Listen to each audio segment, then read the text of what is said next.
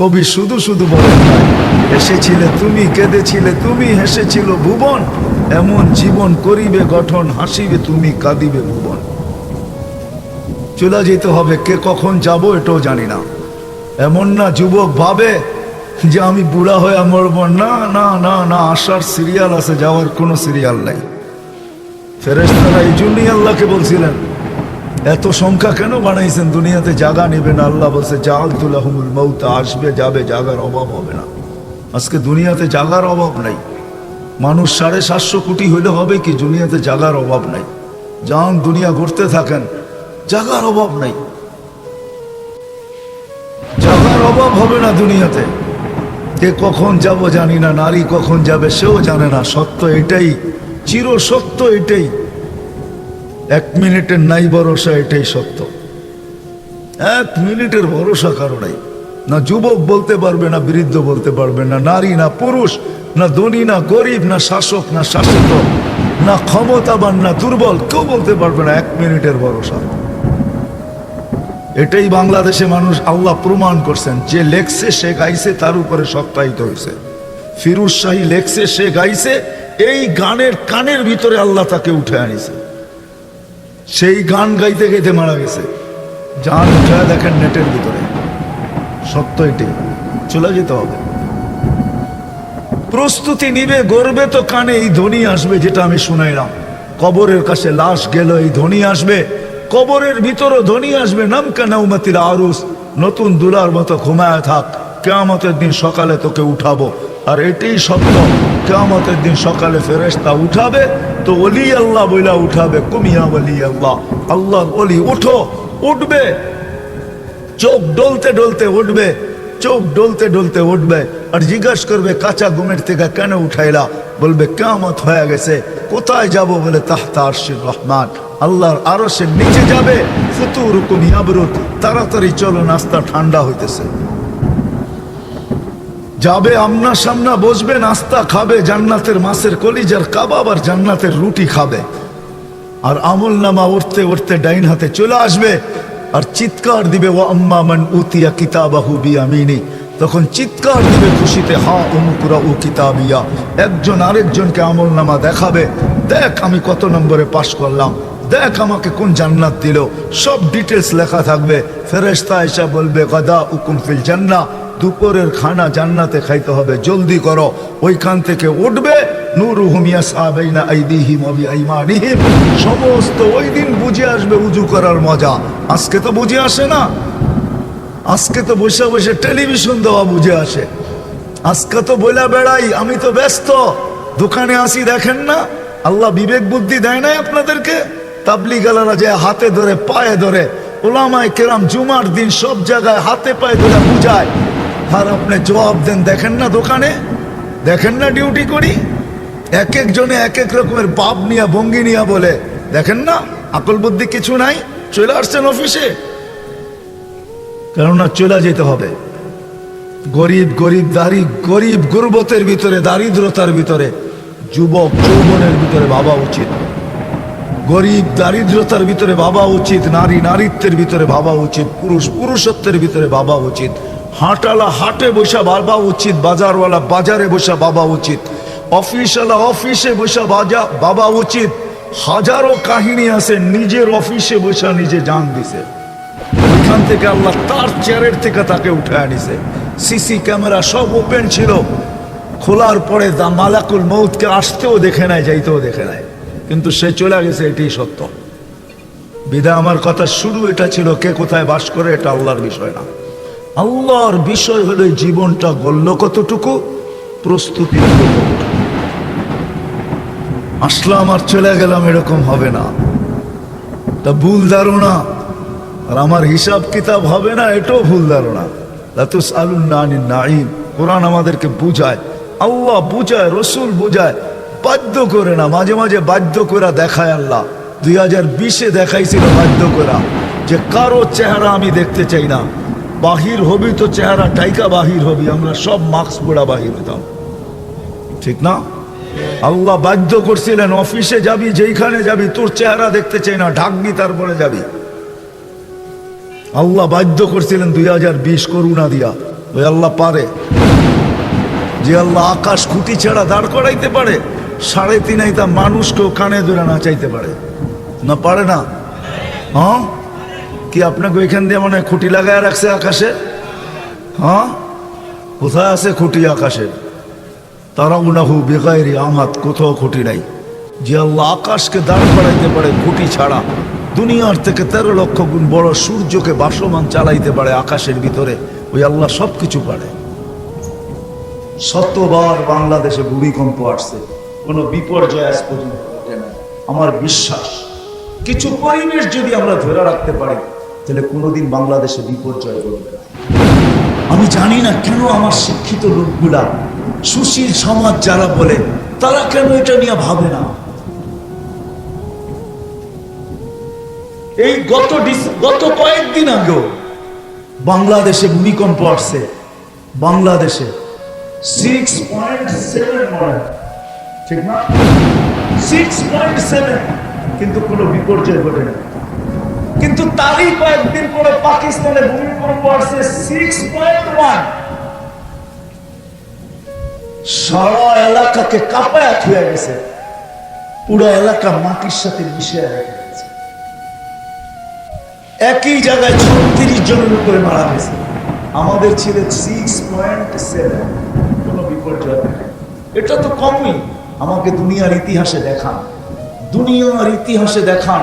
যুবকদেরকে বলবো, তোমরা নেটে সার্চ দিয়ে আমাকে দেখাও যে 7.8 ভূমিকম্প আসছে আর বিপর্যয় ঘটে নাই, এরকম দুনিয়ার কোনো দেশ তোমরা আমাকে দেখাও।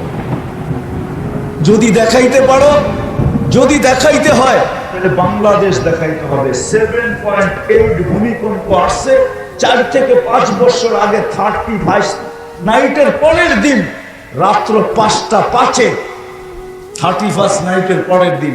আমার এখন মনে আছে 5:05 আসছে, 5:05। ওই দিন সকালে ঢাকা শহরের মসজিদে জায়গা দেওয়া যায় না মুসল্লিদেরকে, কিন্তু বাংলাদেশে কোনো বিপর্যয় ঘটে নাই। একজন মারা গেছে, তাও নিজের ভুলে, সে উপর থেকে লাফ দিয়া পড়ে বাঁচতে চাইছে, বাঁচে নাই, মারা গেছে। বাংলাদেশের মানুষের মতো আল্লাহ রসুলের আশের দুনিয়ার কোথাও আমি পাই নাই, যারা সারা রাত প্রশ্বাস করে। এই পরিবেশ যদি আমরা ধরে রাখতে পারি, তাহলে বাংলাদেশ নড়বে চড়বে পড়বে না। দুনিয়া যা মনে চায় তা বলতে পারে। আমি শুনি, এমন না যে মিডিয়ার খবর কানে আসে না, আসে, কিন্তু আমি মুস্কি মুস্কি হাসি। আমার রবের উপরে বিশ্বাস আছে, যতদিন এই পরিবেশ থাকবে বাংলাদেশ কোনো বিপর্যয় ঘটবে না। কারণ আমি বাংলাদেশ চিনি, এর ইতিহাস জানি। আপনারা জানেন না, আপনারা জানেন না। বাংলাদেশে ইসলাম যুদ্ধের মাধ্যমে আসে নাই। বাংলাদেশে ইসলামের বয়স কম না, মদিনার সমসাময়িক বাংলাদেশের ইসলামের বয়স। আল্লাহ রসুল হিজরত করেন না, তখন বাংলাদেশে ইসলাম চলে আসছে। 4 সাহাবী আসছে, আবু ওয়াক্কাস, ওহাব ইবনে মালিক, কাসিম ইবনে হুযাইফা, উরওয়া ইবনে সাসা, এই 3-4 সাহাবী বাংলাদেশে চলে আসছে। বাংলাদেশের মানুষ সরল সহজ, সাদা সিধা। এটা আমার কথা না, আল্লাহর রাসূল বাংলাদেশের মানুষকে নিয়ে মত ব্যক্ত করছেন যে বাংলাদেশের উম্মত আমার সাদা সিধা, সরল সহজ। বাংলাদেশের মানুষ সাহাবাদেরকে দেখা মুসলমান হয়ে গেছেন। 2 জন এখান থেকে চীনে গেছেন, একজনের কবর চীনের মধ্যখানে, আরেকজনের কবর মঙ্গোলিয়ার বর্ডারে। ইতিহাসবিদরা বলে 2 জন এখনো বাংলাদেশের জমিনে ঘুমায় আছে। চলেন আর কত দেখাবো? করুণা দুনিয়ায় আইসা যা দেখানো দেখাইছে। দুনিয়ার একটা দেশে গত ডিসেম্বরে দুনিয়ার কোনো দেশ দেখাইতে পারবে না 2 সপ্তাহে করুণা একজনও মারা যায় না। যদি দেখাইতে পারে ওটা বাংলাদেশ। বাংলাদেশ গত ডিসেম্বরে 2 সপ্তাহ টানা দেখাইছে বাংলাদেশে আক্রান্ত হয়েছে, কিন্তু মৃত্যু শূন্যের কোটায় ছিল, একজনও মারা যায় না। সারা দুনিয়া করোনা আসার সময় বাংলাদেশে বলছে এত লোক মারা যাবে, দাফন করার জায়গাও পাওয়া যাবে না, লোকও পাওয়া যাবে। কোনো বিপর্যয় ঘটে না, ঘটছে নাকি? হ্যাঁ ঘটছে। আপনারা তো মাস্কই পড়েন না, পড়ছেন নাকি? হ্যাঁ, ঢাকা শহরের কিছু মানুষ পড়ছে যারা কি বলে এটাকে সচেতন, আপনারা তো পড়েন না। আপনাদের কাছেও যুক্তি ছিল, টেলিভিশনে তো করোনা এত বড় বড় দেখায়, ঠিক না? কত বড় বড় নাকের ছিদ্র তো এত বড় না, এটা নাকের দিয়ে যাবে তো যাবে কি করে? বিদায় খামাখা পয়সা খরচ করে কি লাভ? এটা তো নাক দিয়ে যাওয়ার সুযোগ রাখে না, কেন এত বড় বড় তো কাটা কাটা দেখায়। এটা যখন এইখানে আসবে তো নাকে তো বাজবেই, যখন নাকে বাজবে তখন এটার সাথে ডোরা নিব, খামাখা মাস্ক পরে কি দরকার, ঠিক না? এই পরিবেশকে আমাদের ধরে রাখতে হবে, তাইলে কোনো বিপর্যয় ঘটবে না, ইনশাআল্লাহ ঘটবে না। সারা দুনিয়া যতই আঙ্গুল উঠাক আর যতই চর্চা করুক, বাংলাদেশে বিপর্যয় ঘটবে না, এটা আমার বিশ্বাস। পরিবেশ ধরে রাখবেন তো? হ্যাঁ, পাক্কা? হ্যাঁ, ওয়াদা? তাহলে এখন দেখা যাবে, যদিও প্রথমেই বলছিলাম পাহাড় বিহীন পাহাড়পুর, ঠিক না? এটাও একটা প্রতিষ্ঠান, এটাকেও আপনাদের ধরে রাখতে হবে। প্রতি বছর হাফেজ হবে এখান থেকে, আপনারা ঘুমের ঘরে থাকেন, যে যাই বলুক না কেন আমার কথাই মেনে নেন, এটাই সত্য। রাত্রে 4টার সময় উঠাই বাচ্চাগুলো যখন কোরআন পড়তে থাকে, তখন এই পাহাড় পুরে যে কি রহমত নাজেল হয়, কি নাজেল হয় এখানে, কি রহমত আসে, কি বরকত আসে, এটাকে আপনাকে কোনো মেশিন দিয়ে বোঝানো যাবে না। হয়তো এটা আপনাকে মেনে নিতে হবে যে আধ্যাত্মিক বলতেও আমাদের ডিকশনারিতে একটা শব্দ আছে, এটা আধ্যাত্মিক জিনিস। আপনি চোখে দেখবেন না কি বরকত নামতেছে, কি রহমত নামতেছে। এরকম একটা দুইটা হেফজোখানা না, বাংলাদেশে পড়ায়। নতুন এক তথ্য শুনলাম, ছোট বড় বলে 45,000। এটা যখন টিকা থাকবে তখন এখানে রহমত আসবে, বরকত আসবে, রোগ ব্যাধির থেকে দূরে থাকবো। আধ্যাত্মিক বলেও একটা কথা আছে, আমাদের দেশের মানুষ মানুক আর না মানুক, দুনিয়ার সব মানুষ মানে যে আধ্যাত্মিক বলতে একটা শব্দ আছে, সব ভাষার ডিকশনারি এই শব্দটা আছে, বিদায় সবাই এটাকে মানে। যদি না মানতো তাহলে আপনি আমাকে চোখে আঙ্গুল দিয়ে এখন দেখানোর সুযোগ না। এই জন্য আমরা এই প্রতিষ্ঠানকে টিকায় রাখার জন্য আমি আপনাদের কাছে দরখাস্ত করব, যে যতটুকু পারেন সহযোগিতার হাত যদি বাড়ান, তাহলে এই প্রতিষ্ঠানটা আরো সুন্দর হবে, আরো ফুলবে, আরো ফলবে, দেখতে ভালো লাগবে।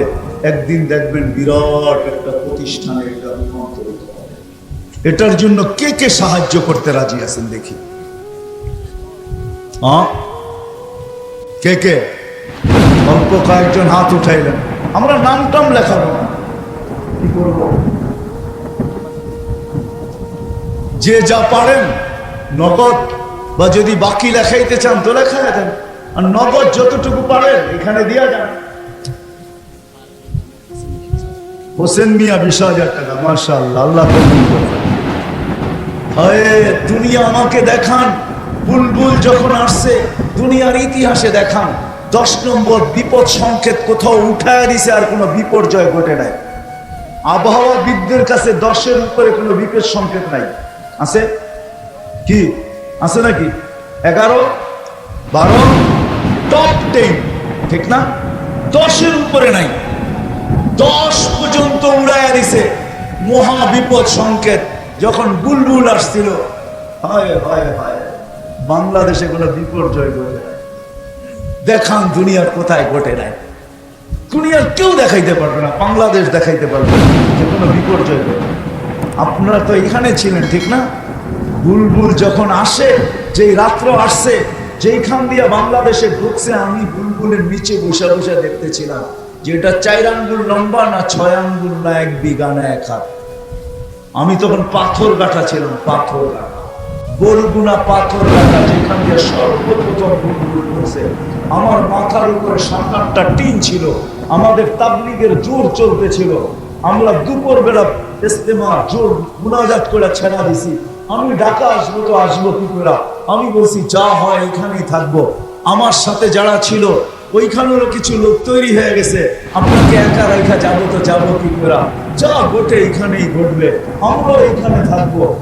200 লোক রয়ে গেছি, বুলবুল সারা রাত্র আমার মাথার উপর দিয়ে গেছে। খোদার কসম, 7-8টা টিনের ভিতর থেকে একটা টিন তো মনে হয় 1 চুল নড়াইতে পারে না।